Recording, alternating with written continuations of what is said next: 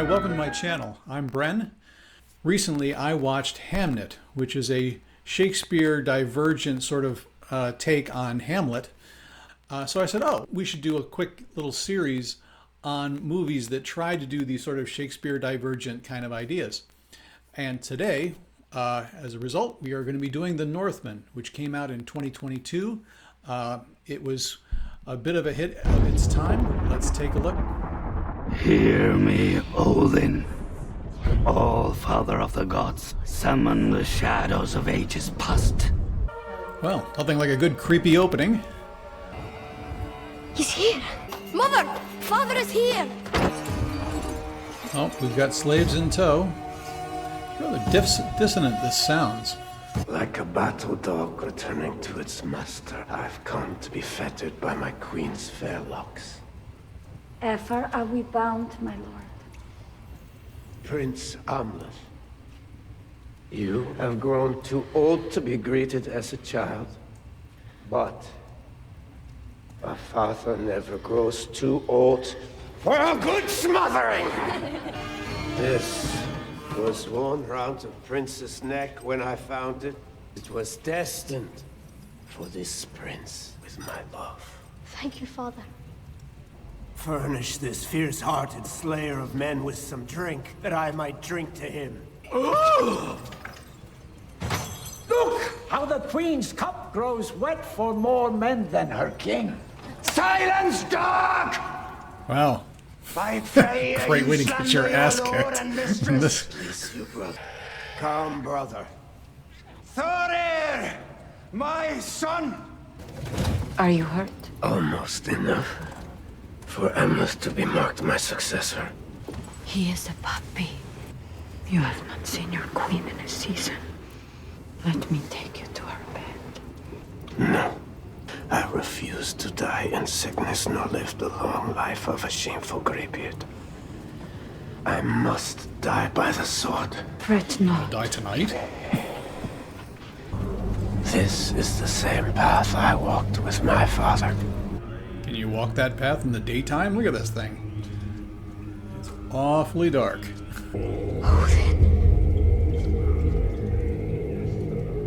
Feels like we're stepping into Macbeth territory. Be not afraid, Amleth. Do as I do.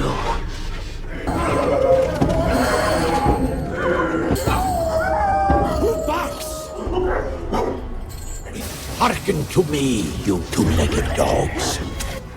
To learn what it is to vision mead live of and die knowledge. in honor. To be in battle slain, and in death rewarded by the Valkyrie's embrace. Never seek the secrets of women, but heed them always. It is women that know the mysteries of men. Live in honor.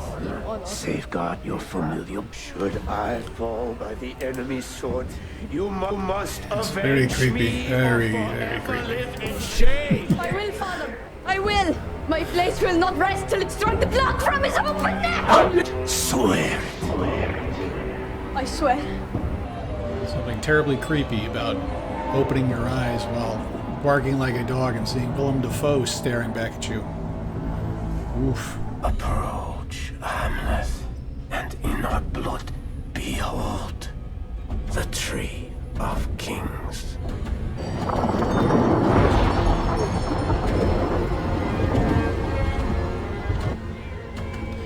Dude should seek a cardiologist. You see all these dead bodies in his cavity here? What on earth? You get the sense this is not the usual mead.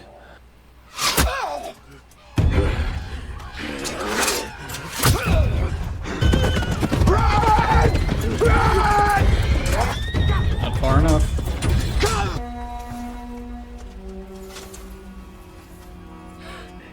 You behold your brother's gaze in amazement.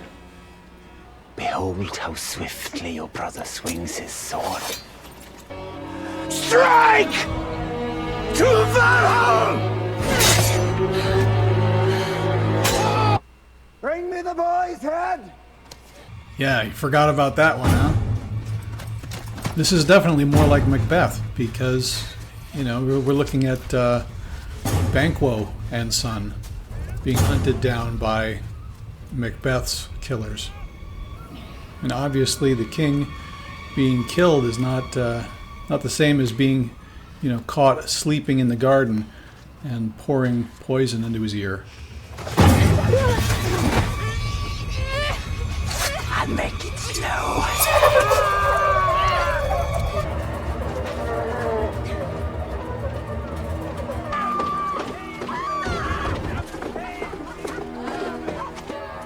Boy! The boy is dead! Dead in the sea! Well, that was good economy, but it's weird because, I will save you, mother!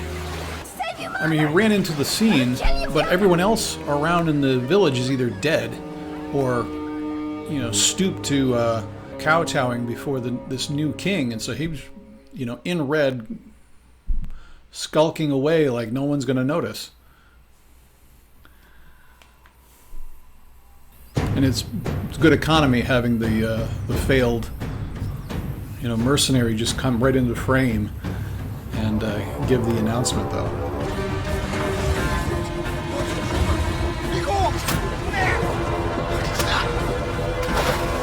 You're not going to get too much buy-in from the citizenry if you keep shooting them with arrows just for hanging out fishing somewhere.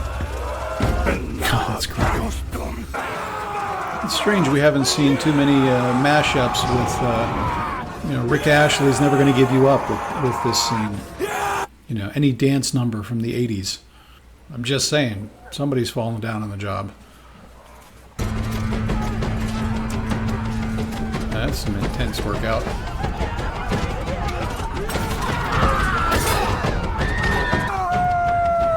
Okay, the first call back. Bark back. Got some impressive lighting going on, though. I don't know how they shot that.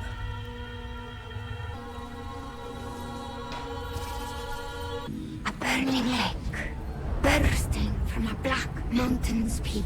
There, I will drown my father's killer. To seek the fated sword that matches your brutal rage. I speak you my fortune. Which? Your path of ashes ends. Another will begin. Her journey. A maiden king. Yeah, they're definitely weaving Macbeth and Hamlet together. It's an interesting little mix, making it obviously a darker story. All the way to Fjolnir's post in Iceland. Fjolnir the Brotherless, so called after he killed his brother. He fled to the backwater frontier with his wife and son. After King Harald of Norway took his kingdom, Fjolnir killed his brother for nothing. Now he's a sheep farmer. So there's not even a kingdom.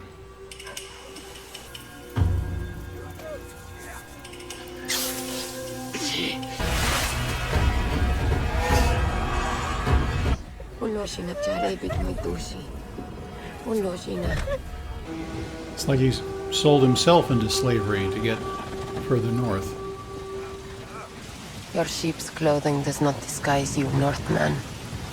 Show the shepherd you are a sheep. I'll show the shepherd his death. This is certainly a different journey. I mean, Prince Hamlet was a gentleman scholar that hung out in Wittenberg, to study, learn about the world. He was a philosopher and so forth. And this guy is just a psychopath. Move, swine! That was the guy that tried to kill him as a boy and failed, and then lied about it. But if the kingdom is lost, why is he still a guard? Why would he stow away to such a hellish place? The traitor who stole my kingdom fled here when another king took it from him. I will leave when I am Olga of the Birch Forest. Why are we doing this? You're the chieftain. No man knows if he will celebrate next Yuletide as a king or as a slave. Best to be prepared for both. It looks like he's not entirely a sheep farmer. hard to conceal yourself if you're like 6'5". It's just this enormous guy. They won't last Oh, the so winter. you're the slave, eh? I wonder what they call a beast like you in the land of Rus. Bjorn, Ulfar. By name alone, you can tell he's as strong as a bear. And her, too. Keep her arms white and her hair long. He's got plans. Well, he's definitely got a type. Interesting to have a revenge film within a slave master sort of relationship where he's sort of come in as a spy in some way. I mean, the tensions that are going on here are pretty fun. He hasn't run into his mother yet. You could say, hey, maybe his uncle wouldn't recognize him because he assumes he's dead, but there is a certain family resemblance. But mothers tend to recognize their own kids, though. I guess we'll find out. So unlike Hamlet, he's not feigning insanity, he's feigning slavery. Did you find it? In the house today, was it there? That and more. If you lose me, will you come and look for me too? She kind of represents a future he doesn't think that he's going to get. He's not seeing anything beyond his revenge. So the question is she a potential future for him, or is she like Ophelia, sort of destined to be destroyed by the same machinations that he's going to have to employ in order to get his revenge? Although she doesn't care about anybody, it's not like there's a Polonius, father figure for her that she's connected to. Yeah, I guess what I like about this setup is that they've added so many different strands to it that there is a lot that could happen. The audience knows that he's moving toward his revenge. We figured that that's sort of the arc of the story, right? The essential question is, does he avenge his father? But they've ripped out by the roots just about every other thing that we know of about this story. I seek the weapon the Norns of fate chose for my revenge. It is a battle flame, like none other. Its name, Troigar, the undead. Good name. Yet difficult is the sword's nature, for it can only be unsheathed in the dark of night, or else at hell's black gates. Then shall you also enjoy the moment when you must choose between kindness for your kin or hate for your enemies. That is nothing. They're the same.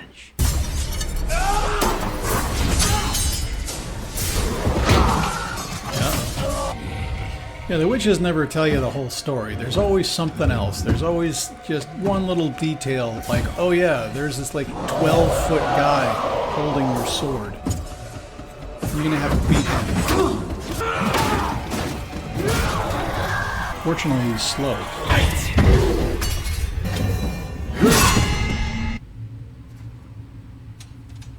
That was weird. I feel like I'm gonna need to stop saying that. There is so much weird going on in this movie. Does anybody sleep in this movie? The hair of a Valkyrie. Ah! Unclean whore! Thank the Norns that a woman's tide is the only blood that runs in your house tonight. Okay, no one else has said told that I would sentence. slay my father's killer in a burn. I will torment the man who made my life a hell. When will you do it? When I must. For now I will haunt this farm like a hungry corpse returned from the grave.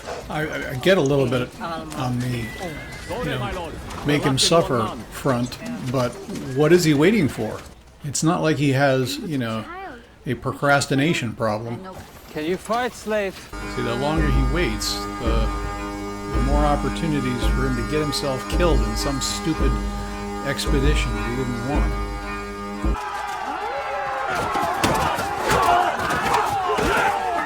Don't.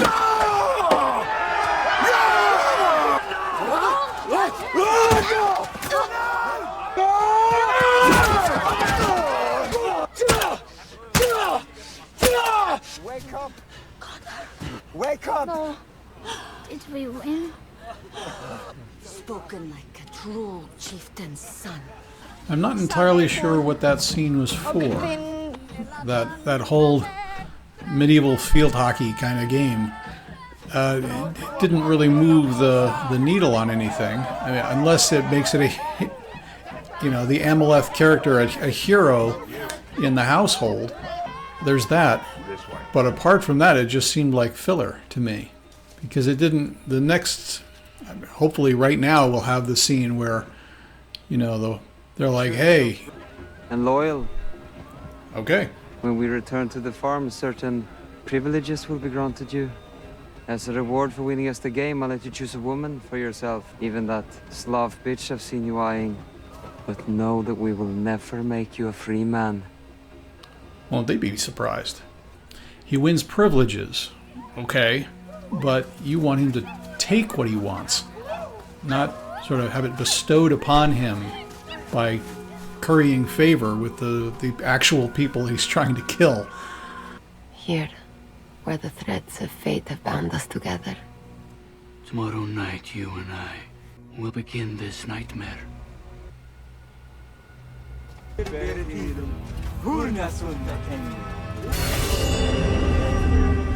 Fear not, you're the first of many. They will all stop in hell! Ah! Look, Father! Look what has been done to my brave friends! Monsters! Yeah, that's messed up. Monsters! Look! Is Thor right? Could it be the Christian swines? Their god? Not likely. Is a corpse. This distempered spirit will ride again. Go. I will prepare a sacrifice. I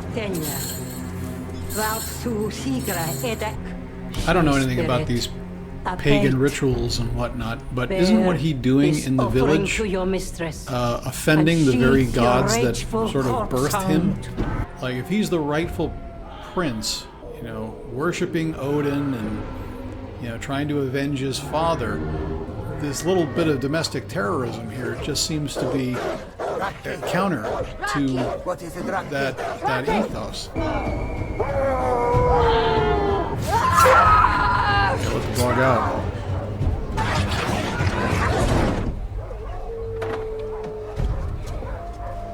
This is not the work of my god.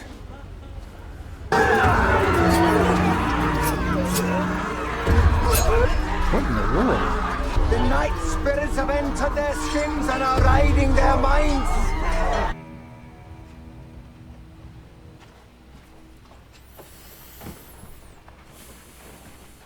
All right, now what are you gonna do? You got problems. You can't bludgeon her to death, and if she catches you, you're dead. I am your son. I am come to avenge King Arvandil, to choke my traitorous uncle in his dead bloods, and to free you. I never mourned him. Yeah, like what? You are his queen. Your father endured me because I bore him a son. No. I know not if he had heart enough to love you. Silence. He was a coward, feigning to be a king. He was nothing. Your uncle loved me, though he knew well my past. I never began as his bride. How easily we all become princesses again when the beasts take us for their wives. You were forced upon your mother. Gunnar was received freely with love. It was I who begged on my knees for Fiona to kill King Arvandil. I kissed it, and I begged. Fiona ordered your death along with your own mother's blessing. Oh, snap. I saw it. I saw Fiona carrying you away, screaming. Laughing. What do we do? Who's we? And all that is dear to you. But you love me. A son loves his mother. A mother loves her son. This mother decided to have you executed with your father. None but me knows who you are. If you kill Fiona, if you kill Thorir, you would be my new kingdom. Together, we will rule. Okay, that's twisted. You should have joined him in death. Your words are poison! I am your death. Bingo. Okay, that's a twist. We didn't see that coming.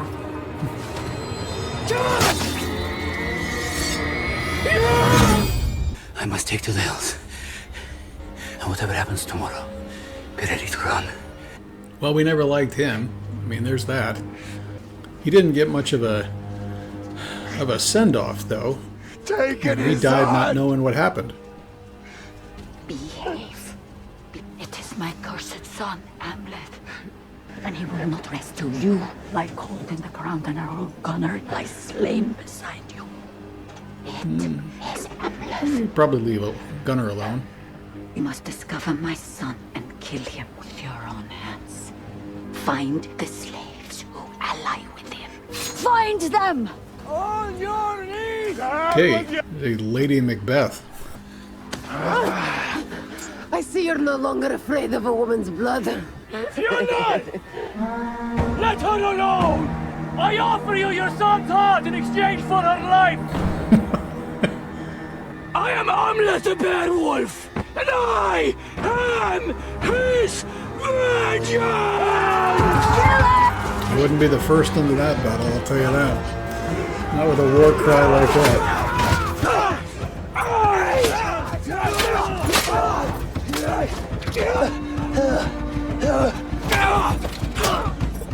I might recommend fighting. This was the revenge you were looking for?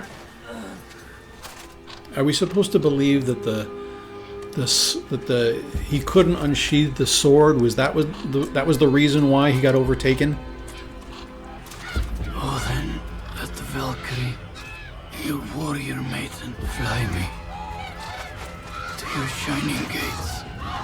Okay, things are getting weird again. Tonight our mourning for Thoria ends. Hey, you're not endearing me right now. The time of wrath-kindled revenge is upon us! Bummer. Okay, that's plot spackle. Like, how do we get Amleth out of this place? Well, let's just assume that the ravens came in and rescued him. Hello. She's a Valkyrie, right? Deus Ex Machina can come in many forms, I guess. This is not Valhalla. I did not carry you that far. I am no Valkyrie. The dreams of your afterlife must wait. Besides, I'm not done with you yet. That doesn't explain how he got out of the shed. I have kinsmen in Orkney. We could find safe passage there. Yet I cannot truly believe that you have extinguished your fire for vengeance. It's an interesting moral question now, because he could see that his own father was evil, right? I mean, you have to look at it in those terms. You have to say, look, what if the mother was right? That the father was evil and therefore his vengeance is misplaced. Then you can give up the vengeance, but he is his father's son. So the question really is he able to see through that? I can see we still have more time, so I know that this is not a resolution. But dramatically, it's not a resolution. It's not different in his own mind. My own blood is inside you.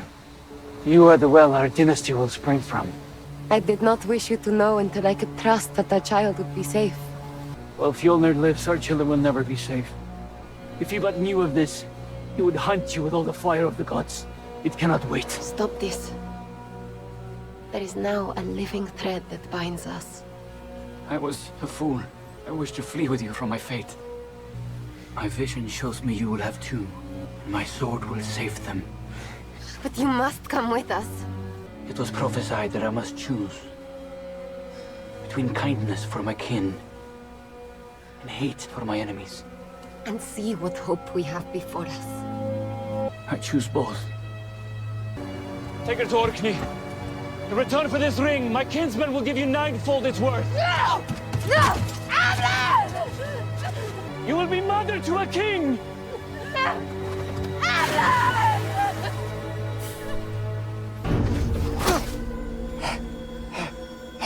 The cub you once hunted ate of your nose. Now the wolf is grown. He hungers for the rest.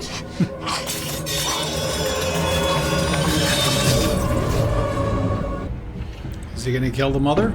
I mean, look, in the regular Hamlet, you had the uncle hatching a plan, killing the king, marrying the queen, and all of that, and she was fairly guiltless of all of this. This story, the queen is the genesis of all of this mayhem.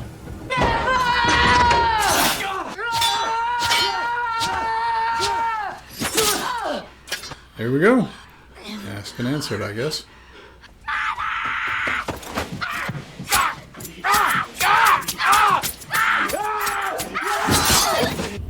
Gruesome. I mean, who would have thought that Gunnar would get Amleth? I will meet you at the gates of hell, and there you will die. By the hand that killed your father. You're just gonna burn all the houses?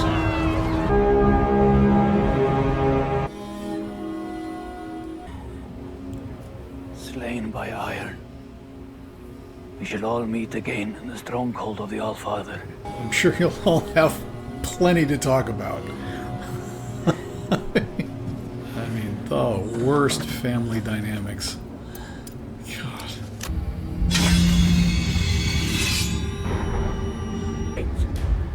This movie has so much unnecessary bloodshed and destruction.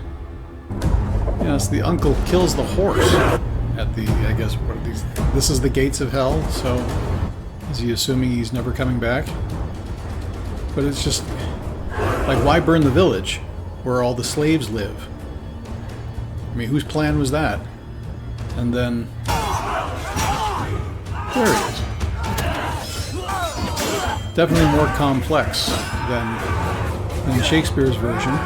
And obviously Claudius would have been dead by now. This guy is really putting up a battle.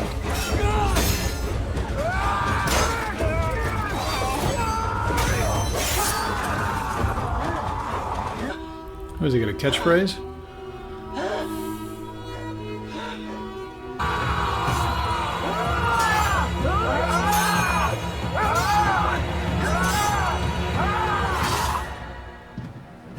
Oh.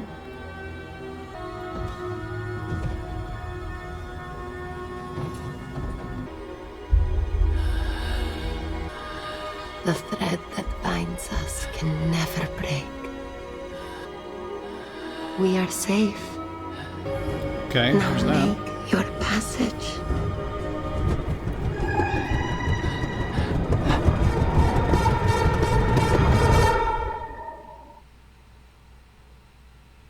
Okay, that was the Northman. Wow, that was something. Certainly an epic, a very creepy, gothic, epic tale. Robert Eggers was the guy that came up with this story. He also did The Lighthouse and Nosferatu and The Witch and so forth. A very dark perspective on life, Robert. But this is a very worthy story to go along with Shakespeare's Hamlet, to be a part of that sort of tradition of pulling in elements from some of Shakespeare's works to create something new and different that sort of infuses or adds a different dimension to the work that Shakespeare did.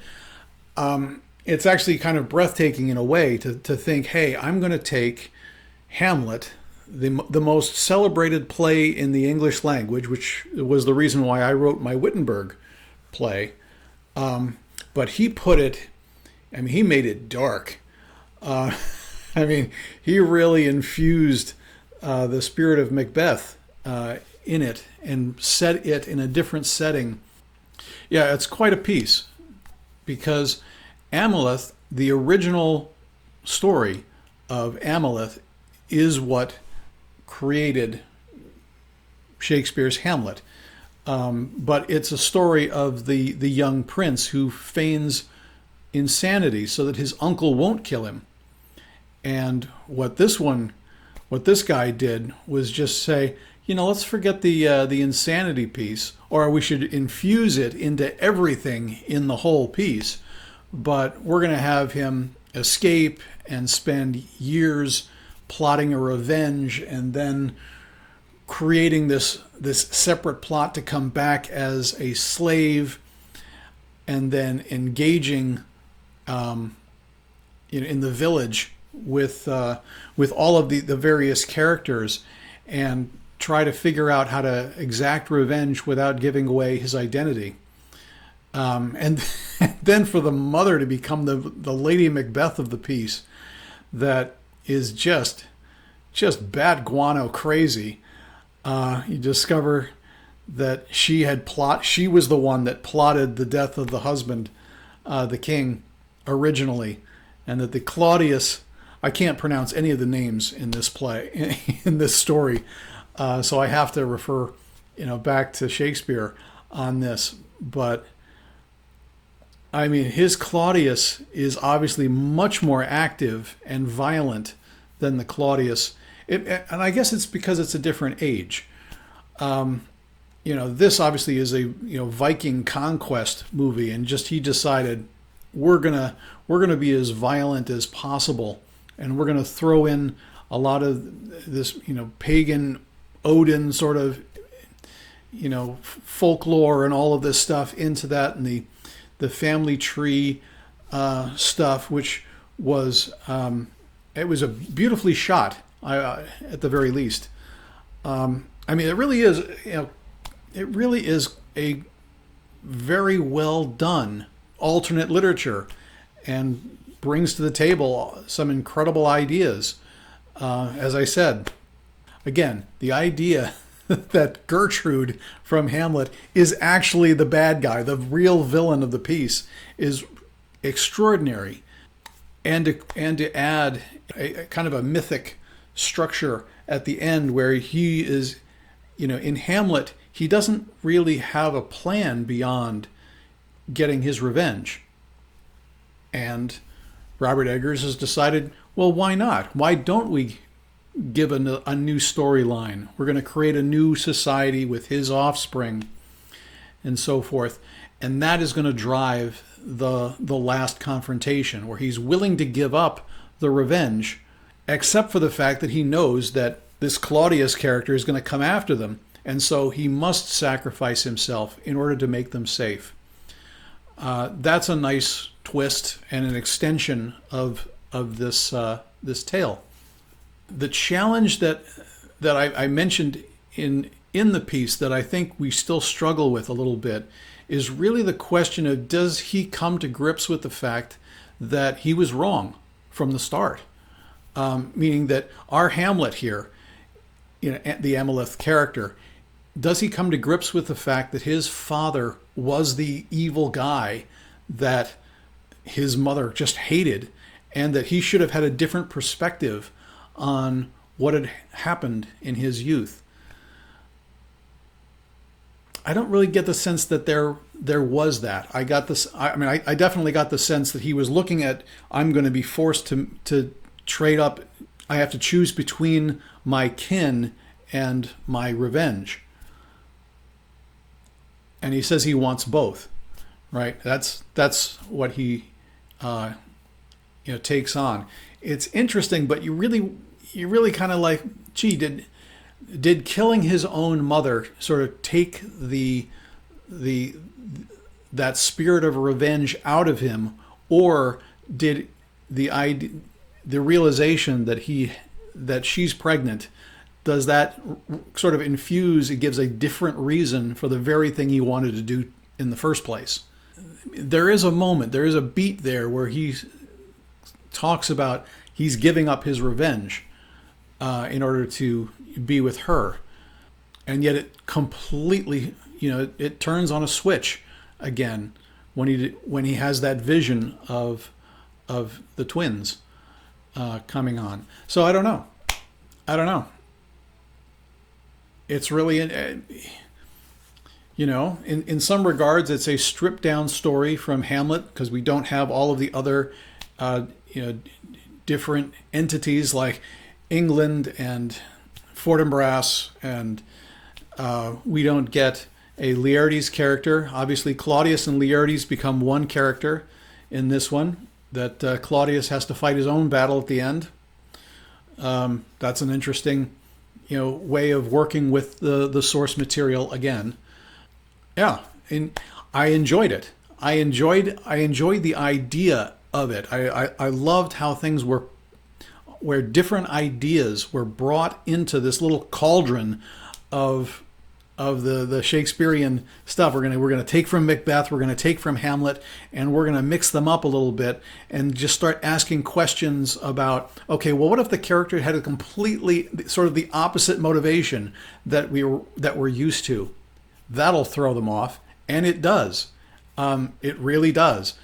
Unfortunately, this is not the kind of thing that theatrical groups are going to be traipsing across the fruited plain trying to recreate for us in different versions. This is a brutal piece.